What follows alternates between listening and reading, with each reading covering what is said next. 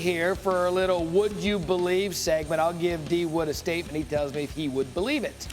Would you believe the Cowboys will make the NFC title game? I would not believe that. I think this Cowboys team is a lesser team than in 2023.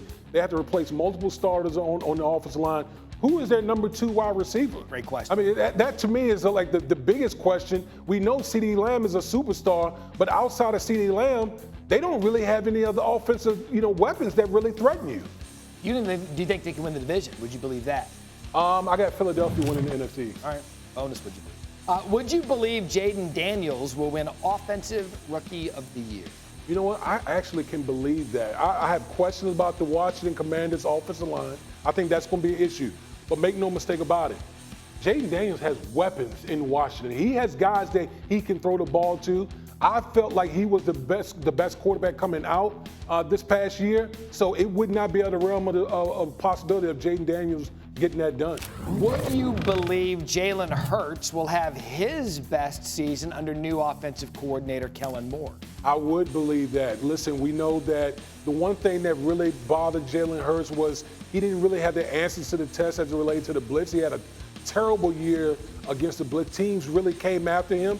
I think that Kellen Moore is going to give him more answers to the test. And then, oh, by the way, you know that guy Saquon Barkley? I've heard of him. He plays for the Philadelphia Eagles now. He's going to be a huge help for Jaylen Herz and this Philadelphia Eagles offense. Yeah, and you talk about that, Jeff Darlington. Yesterday on the show, we had the Saquon Barkley conversation with Joe Shane when he was told, like, hey, you can go test the market, but promise us you'll come back. And then he goes and signs a deal with the Eagles. Is this somebody who covers this league as an insider? What did you make of that whole exchange and the fact that the Giants really just let him walk? Yeah, I mean, that was a fascinating exchange. And listen, it's always a little bit awkward and maybe cringeworthy to ultimately basically hear a breakup in public. It was kind of a strange feeling, but I will say this about the Giants.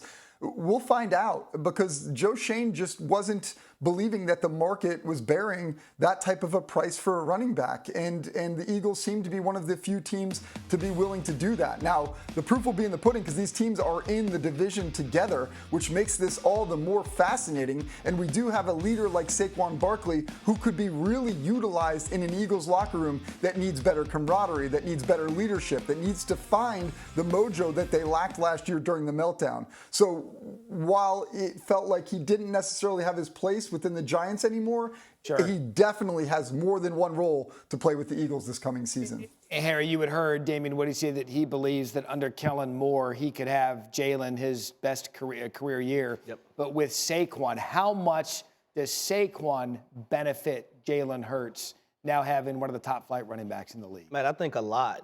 You look at a guy like Saquon Barkley, he can be that dynamic rusher that you want, but also an extension of your pass game.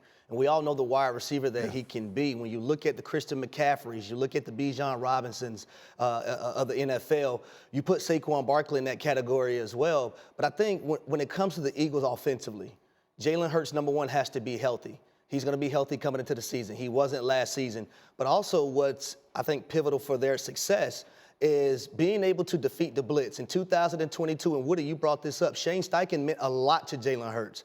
He had 10 touchdowns to 2 interceptions. Last year, that was 5 touchdowns to 8 interceptions. And I thought it was imperative that we see that change in Jaylen Herz in this offensive system.